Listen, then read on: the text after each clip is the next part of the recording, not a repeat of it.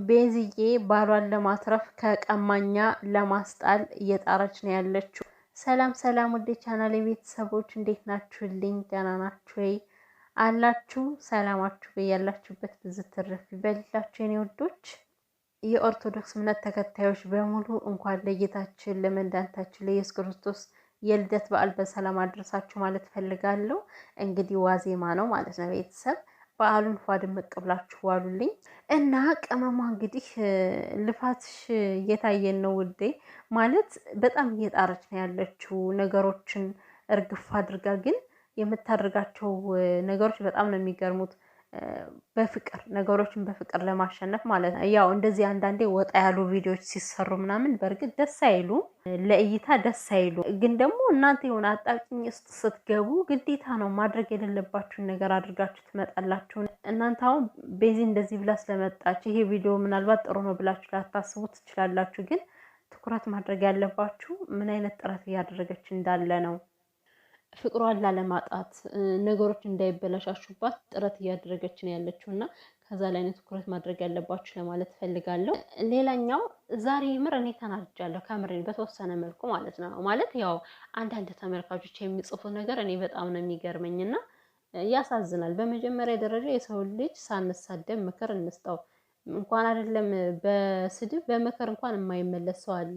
ሰውን ስትሰድቡት እዛው ላይ ሌላ ስህተት እንዲሰራ ነው የምታደርጉት እና ባለጌ ባለጌ ባለጌ ሲሏት ነበር ቤዚዬን። የኔ ቅመም ማለት ምኑ ጋ ነው ባለጌ የሆነችው? እኔ እኮ ግርም ነው የምትሉኝ። ማለት እስኪ መጀመሪያ ቤዚን ከመናገራችሁ በፊት ለተቀማጭ ሰማይ ቅርብ ነው ይባላል። የሰው ልጅ መጻፍ ስለቻለ ብቻ መናገር ስለቻለ ብቻ ዝም ብሎ አፉ ያመጣለትን ነገር መወርወር አይገባውም። ልክ አይደለም ይሄ።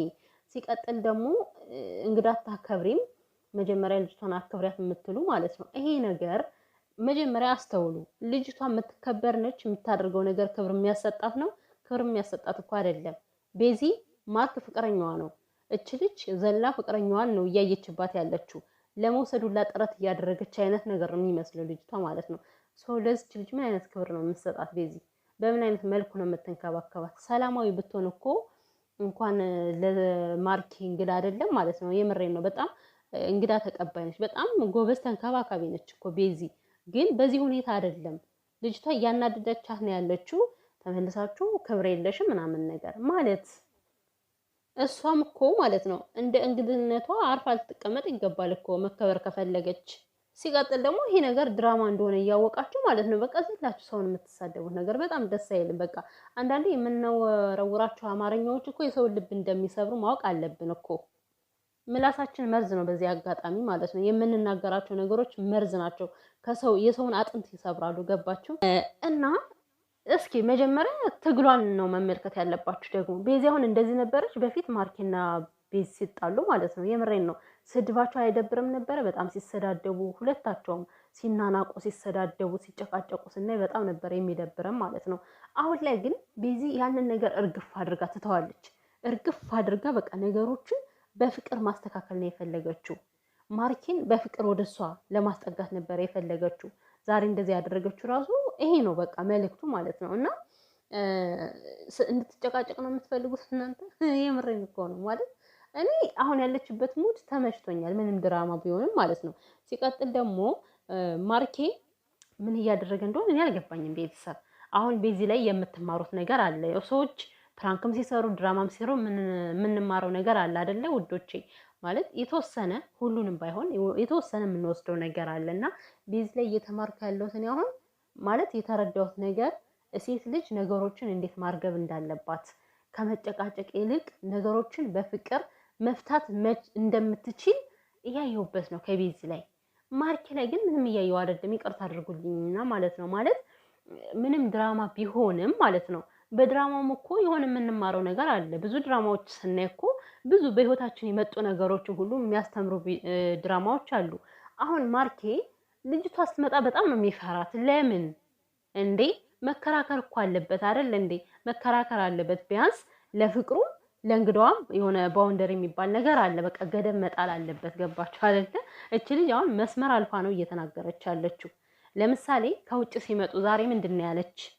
ግብት ብለው ሁላቸውም ደንግጠው ተያዩ። ግን ከዛ ማርኬ ማስረዳት የማይጠበቅበትን ነገር እያስረዳ ነበረ። ማርያምን ምንም አላደረግንም አልተኛንም። ምን ማለት ነው አሁን? ይሄ ግዴታው እኮ አይደለም ለልጅቷ ይሄን ማስረዳት እኮ ግዴታው አይደለም። ምክንያቱም ቤዚ ፍቅረኛው ነች። ከየትም ጎቶ አይደለም ያመጣት አይደለ? የፈለገውን ነገር ማድረግ ይችላል፣ መተኛትም ይችላል። ያለ መተኛትም መብቱ ነው።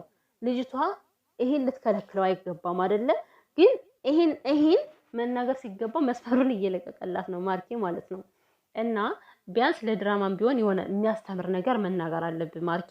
በዚህ ያክል ደረጃ እንግዳ ናት ብለህ ገና ከአናት ላይ እስከምትወጣ ድረስ ዝም ማለት የለብህም። ከምሬ እኮ ነው። እች ልጅቷ እንዴት መሰላችሁ? የሆነ የዋህነቱን አይታ ነው በቃ እንደዚህ እየሆነች ያለችው ማለት ነው። እስኪ ምን ማለት ነው አሁን? በማን ሀገር ነው እንግዳ ከሰው ከባልና ሚስት ቢያንስ ባልና ሚስት አድርጋችሁ ቤዚና ማርኬን አስቧቸውና ከባልና ሚስት መካከል ገብቶ ከባለትዳሮች መካከል ገብቶ እኔ አንተ ከሌለ ቤቱ ይደብረኛል፣ አንተ ከሌለ አልተኛም። ምን ማለት ነው? ምን ፈልጋ ነው እንደዚህ የምትለው እንዴ? ለሰው እኮ የሚመስለው እንደዚህ ስትናገር ማለት ነው። ማርኬ ሁሌም እሽሩሩሩ ቤቢዬ ተኝ በቃ ነው ያለሁልሽ እስከምተኝ ድረስ እኔ አልሄድም ካጠገብሽ አልለይም አይነት ነገር እንደሚላት እኮ ነው ለሰው እያስተማረችና እያስረዳች ያለችው ማለት ነው። እና ማርኬ ከዚህ ልጅ ላይ ቆፍጣን በል። ከምሬ ነው። ገደል ልትከት ነው። ሲጀመር ከቻይና ድረስ እኔ በጤናው አልመጣችም እኮ። እንዴት ነው ከቻይና ድረስ እንዴ? ቤተሰብ ከሌላት ከዚህ ጋር ከዚህም ሄዳ ተሯውጣ የምትጠይቀው ቤተሰብ ዘና የምትልበት ነገር ከሌለ ማርኬም ብላ ከቻይና ድረስ ለምንድን ነው የመጣችው? ሶ እንደ ጓደኛ ሆና በውስጧ ግን የሆነ ነገር እያደረባት ነው ከማርኬ ላይ። ማርኬ ደግሞ ይህን አልተረዳም። እንደ ጓደኝነት ነው የተመለከታት።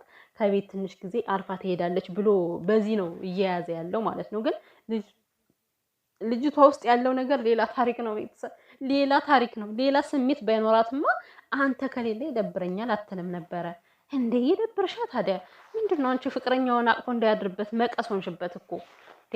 ጉድ እኮ ነው። እኔ ደግሞ ቤተሰብ ሁላቸውም እየተንደረደሩ የሚሄዱት ነገር በጣም እየገረመኝ ነው፣ እያሳቀኝ ነው። ከምሬ እኮ ነው። ሰሞኑን አሁን ከማርኬ ቤት ማለት ነው ተራ በተራ ድድድ እያለ ወደ ጓዳ ይገባሉ። ዛሬ ደግሞ ማለት ነው ቤዚ ከነ ቢጃማው ሳይቀር እኮ ነው በቃ አብረን እንሄዳለን ከቤት። ወይ ፈጣሪ! እኔማ በሳቅ እኮ ነው እየሞትኩ ያለው። ግማሹን እየተናደድኩ ነው የማየው፣ ግማሹን ደግሞ የሆነ እየሳቅኩ ነው የማየው ማለት ነው። እና እንግዲህ መጨረሻ ላይ ተንደርድረው ሄደዋል ማለት ነው። ከነ ማርኬ ቤት ይመለሱ አይመለሱ የምናውቀው ነገር የለም። ብቻ ያው ካጓጁ ላይ ነው እያቆሙት ያለ ማለት ነው። እና አሪፍ ነው አሁን የሚሰሩት ነገር እውነት ለመናገር የሆነ ፈታ የሚያደርግ ነው። አንዳንድ ሰዎች ቤዚን ብትሳደቡ ማለት ነው ፈታ ያደርጋል፣ ያስቃል ምናምን። ግን ደግሞ ማርኬ መከራከር አለበት አይደለ? ቢያንስ ድራማው ድራማ እንዲመስል የተወሰነ መከበቀ ጥረት ማድረግ አለበት። በዚህን ያክል ደረጃ መንግስት ናት እንዴ